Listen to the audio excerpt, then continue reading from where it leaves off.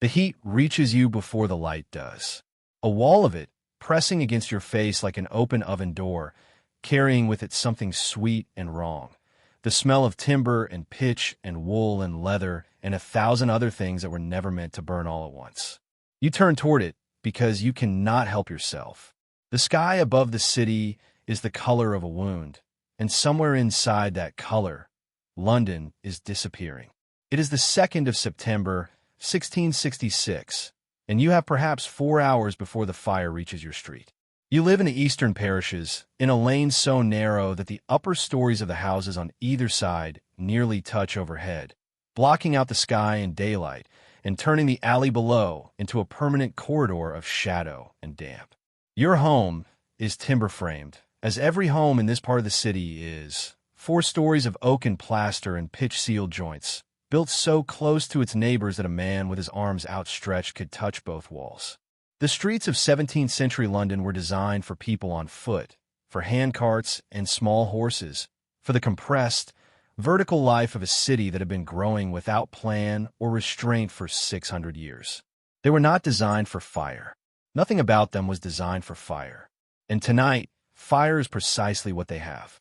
You heard the bells around 2 in the morning. Not the measured toll of the hour, but the frantic, overlapping clang of alarm. One church answering another across the rooftops until the whole city seemed to be ringing. You dressed in the dark, stumbled to the door, and saw the glow to the west. Above Pudding Lane, above the river, above the place where a baker's oven had been left too close to the wall at the end of a long summer that had baked this city of wood and pitch into something very close to kindling. The wind is easterly and strong. You understand, looking at that glow, that this is not a small fire. Small fires happen constantly in London. You have seen a dozen of them. This is something else. This is the kind of orange that lives in the back of your oldest fears. Now it is dawn, or what passes for dawn, and the light in the sky is indistinguishable from the fire that is producing it. The first thing you do is what everyone does. You go back inside, and you begin to gather your things. Not your best things, not necessarily your most valuable things. Your mind does not work that way when panic is arriving in waves. You grab what is nearest, what your hands find first. A coat, a box, the leather satchel your father left you, a child on your hip, and another pulling at your sleeve.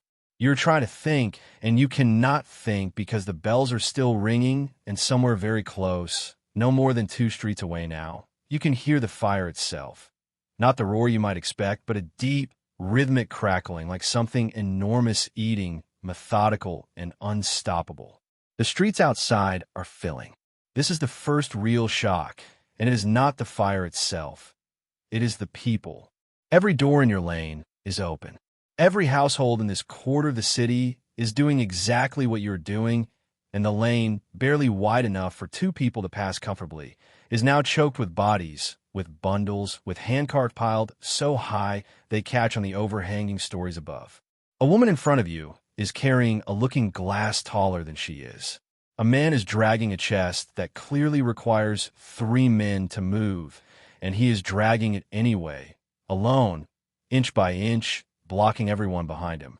A child has lost a shoe and is standing perfectly still in the middle of the crush, screaming, while the crowd parts and reforms around them like water around a stone.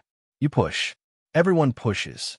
Not cruelly, not yet, but with the focused animal urgency of people who have looked at the sky and done the arithmetic and found the answer unacceptable. The River Thames is to the south. People are moving toward it.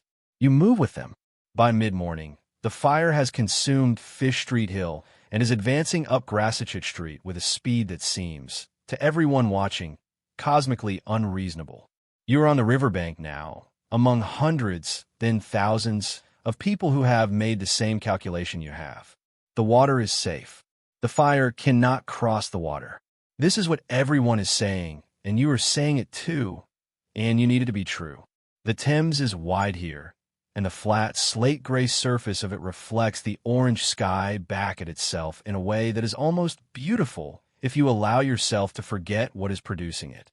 The boats, every vessel on the river, every lighter, every wherry, every barge that can be hired, begged, or simply seized, is loaded to the waterline with the possessions of people who have decided that whatever the river takes, it will not take their lives. You watch a man throw a bolt of expensive cloth over the side of a wherry to make room for his elderly mother. You watch another man refuse to board without his iron strongbox, arguing with the ferryman in the rising noise until someone else takes his place and the boat pushes off without him. He stands at the edge of the bank, watching his passage disappear across the water, strongbox at his feet. The ferryman will make more money today than in any month of his working life. 3 hours later, the wind has not dropped. This is the fact that undoes everything. Every hope, every plan, every hastily assembled firebreak. All of it depends on the wind dropping, and the wind will not drop. The fire is not spreading. It is advancing. There's a difference.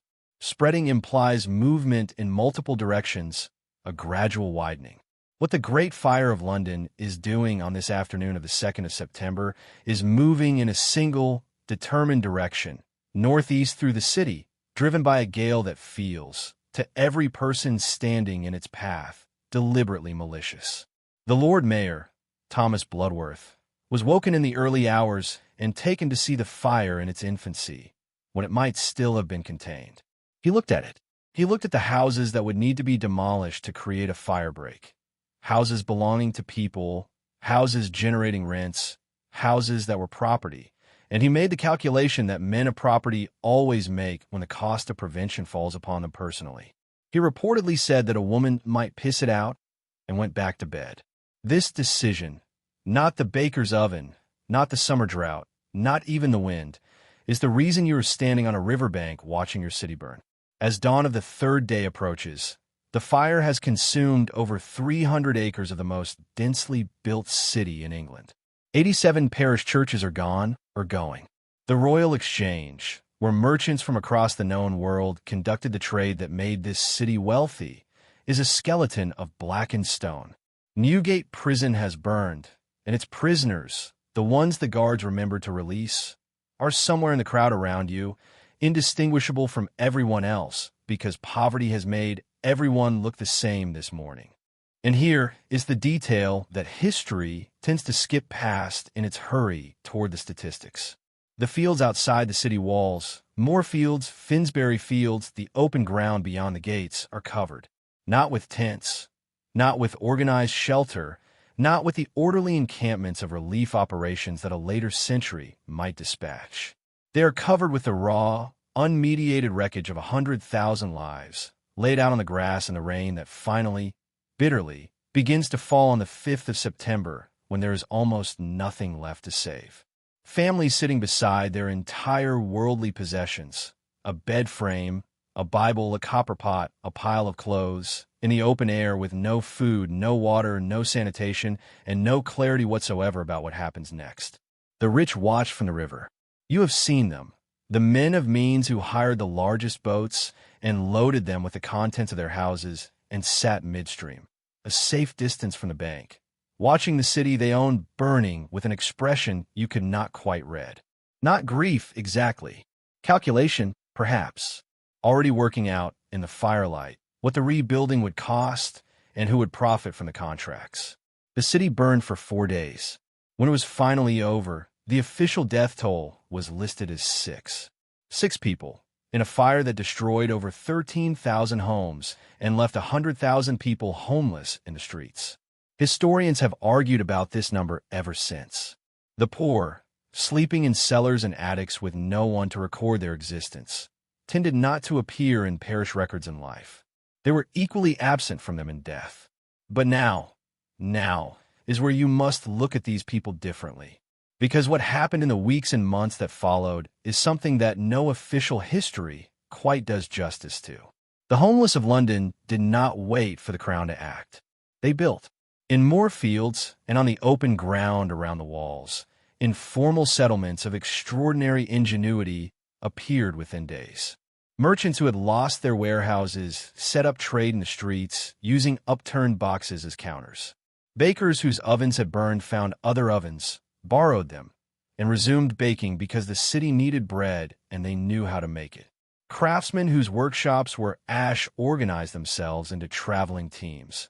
moving from surviving building to surviving building, trading labor for food and shelter with a relentless, practical creativity that no institution had planned or funded. The Great Fire produced, almost immediately, the most significant act of urban planning in English history.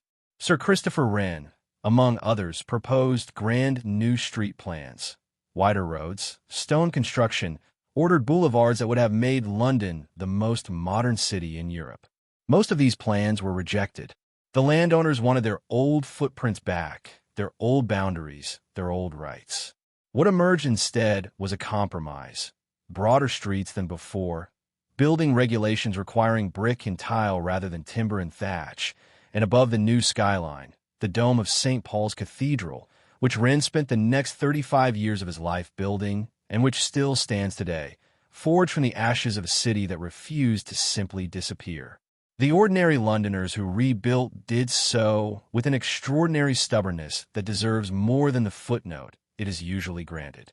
They rebuilt on the same streets, in the same parishes, among the same neighbors, because community is not a building and it does not burn. The informal networks of obligation and mutual aid that had held these parishes together before the fire reconstituted themselves in the ruins with remarkable speed. Neighbors sheltering neighbors, tradespeople extending credit to rivals, church congregations meeting in fields because the church was gone but the congregation remained. They had lost almost everything. They built it back. Not elegantly, not quickly, not without suffering that continued for years, but they built it back because the alternative was to let the fire win. And the fire did not win. What you carry away from the riverbank, watching the last of the smoke rising over the broken skyline of your city, is not only loss. It is the knowledge that a city is not its buildings. It never was. A city is the accumulated habit of people choosing, day after day, to remain in proximity to one another, to share lanes and water and the noise of each other's lives, because that proximity, for all its friction and grime and occasional catastrophe, produces something that isolation never can. It produces survival. It produces, over time, something even more durable than stone. London burned. London was rebuilt. And the city that rose from those ashes was, in almost every measurable way, stronger, safer, and more enduring than the one the fire consumed. Next time, we go deeper into the darkness that preceded the fire, the years of plague and pestilence that left London already weakened, already grieving, before the first ember fell in Pudding Lane. If the fire shook something in you, what came before it will reach into a different kind of fear entirely. Stay close. The story is not finished yet. If this found you somewhere and left you thinking about the city beneath the city, the one built by ordinary hands in extraordinary circumstances, share it. Some histories are too important to watch alone.